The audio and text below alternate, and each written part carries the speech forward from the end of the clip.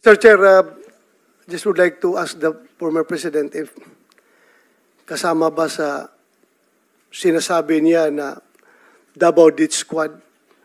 Kasi alam ko, magaling ito si Mayor pa sa noon, magaling ito sa Saywar eh.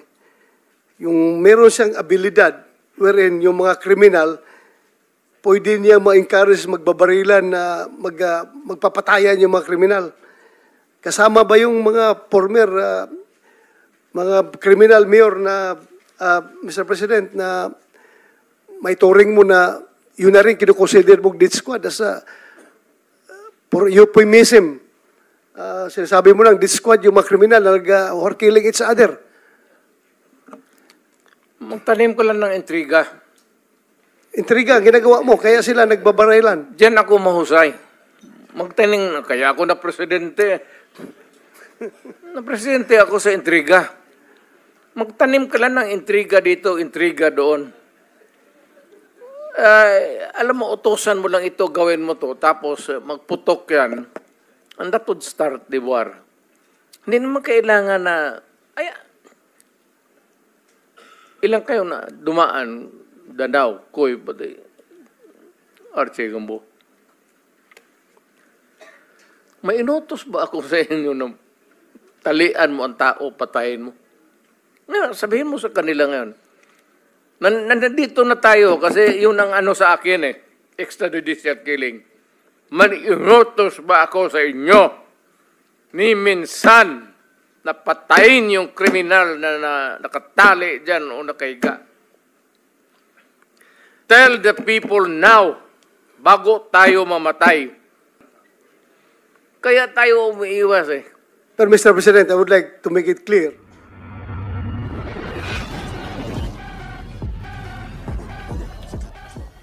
Na meron akong napatay sa Davao in a legitimate encounter. Yes, alam ko. Because you instructed me to operate against these people. Kaya napatay namin yung tao na yon, mga kalaban na yon. Ilabas na lang natin yung legitimate operation, Mr. President. That was a legitimate operation. Ilabas na lang natin hostage taking, Mr. President. Hostage taking. Karnaper. Marami ko napatay. Kidnapper. Doon sa bangko. Na doon nag-withdraw pa ng pera sa bangko. Sabi mo sa akin, Bato, siguruhin mo yung mga kriminal na yan, dinala nila dito yung kidnap victim dito sa Davao at dito pa mag-withdraw ng pera, siguruhin mo na mahuli ninyo yan. Pag lumaban, you know what to do. That's your word. True enough. Patay yung mga kidnapper, Mr. President. Nandoon ako. Yeah, because ayaw mong may mga kriminal na papasok sa ating syudad. Bigo mo po, kidnapin mo yung babae, dalhin mo sa Cotabato, Patayin. tapos ibalik mo sa Davao, kakain ka pa doon sa bahay ng papalutuin mo pa yung in-check doon sa... Tapos pagbaba nila, nandun ako na yan sila. Sabi ko, patayin ninyo yan. And Mr. President, I would like to remind Mr. Chairman that if you are going to review yung mga media interview ko sa Davao, there were many times na sinabi ko sa media ng Davao, pag mayroong patay at nag-responde ako doon, sabi nila, pinatay daw ng Davao Death Squad. Openly, sinasabi ko, kayo mga Death Squad dyan, kung sino-sino yung nagpa-Death Squad dyan, magaling lang kayo pumatay ng walang kalaban-laban. Andito ako. Ako si Colonel Bato. Kung gusto ninyo ng barilan, dito kayo sa akin at lalaban ako sa inyo. Kung sino yan nagpa-Death Squad na yan. Kaya mali po na sabihin na kami pong mga dating sa Davao na Chief of Police ay membro ng Death Squad. Siguro, Senator Risa was not listening to the answer of General Danao. Mr. Chair, I was listening. It was the former president who said na ang mga PNP ang death squad. I declare a suspension. Yeah. Very clear yung sinabi kay ni General Danao. Na yung sinabi ni President Duterte ay he take it as a joke. We know how President Duterte tells stories. Kapag yung sinabi niya na, yan, Si Bato de la Rosa is a death squad yan.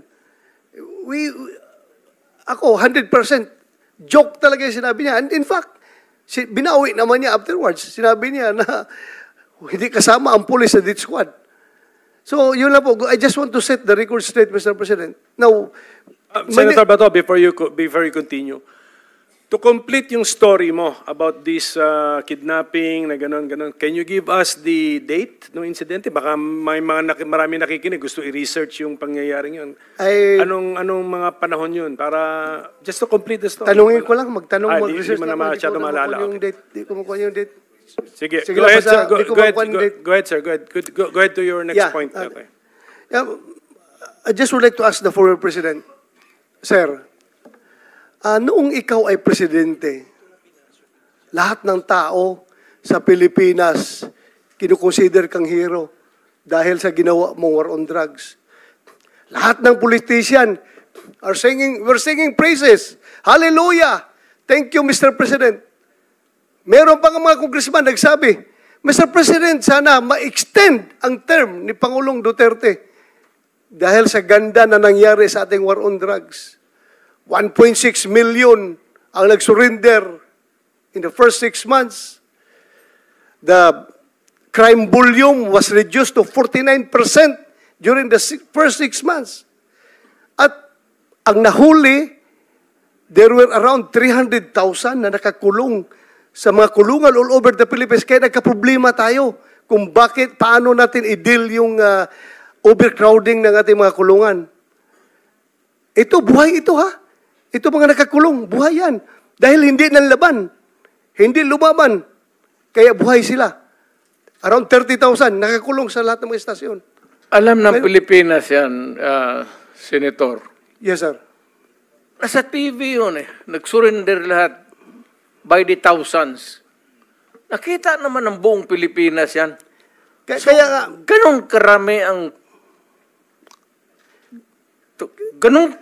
ang tama ng ating bayan. Tapos kung pagkaganong ka lang,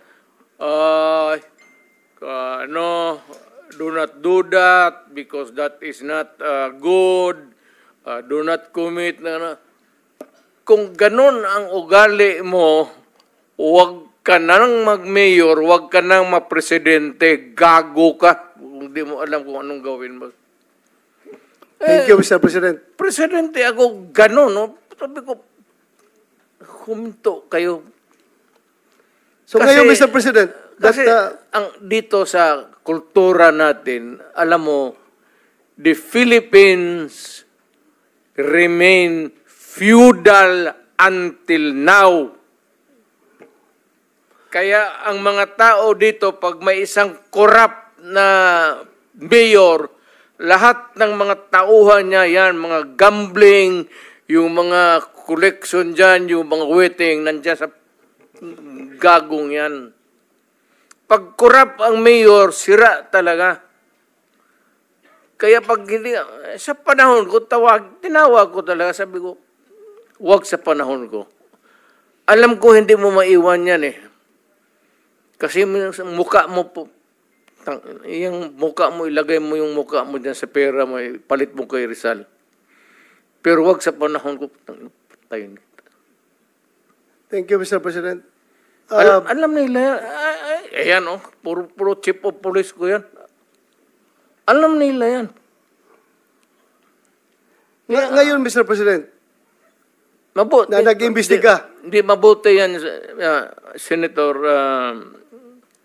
Mr. Chairman, give us enough time so that malaman na rin ng Pilipinas na kung ano talaga ang problema ng Pilipinas. Sisirain talaga ang bayan natin, sigurado. Kawawa ang mga bata. Yan ang problema ko. May nung mayor ako, sabi ko, wag na wag kasi kawawa yung mga bata. Now, Mr. President, ngayon na ikaw ay iniimbestigahan sa war on drugs, where are they now? yung mga nagsusuporta sa iyo noon sa war on drugs. Hindi natin narinig ngayon. Iniwan ka sa ere. Ano po yung naramdaman mo? Takot. Alam ko kasi yung tao. Yung, for the good time lang yan sila. Yung mga crisis kang ganito, wala ka namang kaibigan. Walang sumusuporta. Well, of course, nandito si kaibigan ko, nandito si Mr. Biliga, nandito si Sal. Ayan dyan sa likod ko. Ilan lang yan. Pero pagka ngayon ang Davao, ngayon, taga-Davao ka man. Taga-Davao kayo lahat. Kayo mga general, dumaan doon.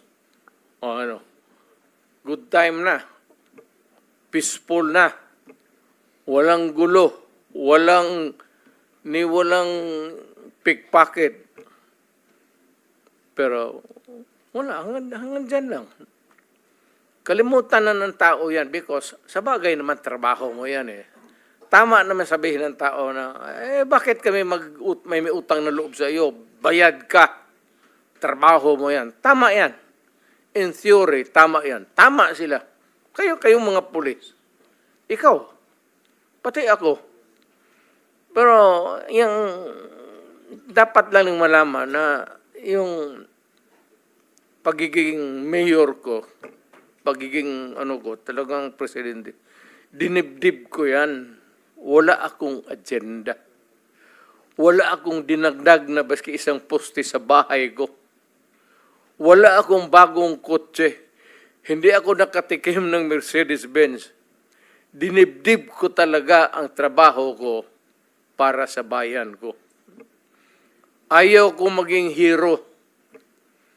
Kasi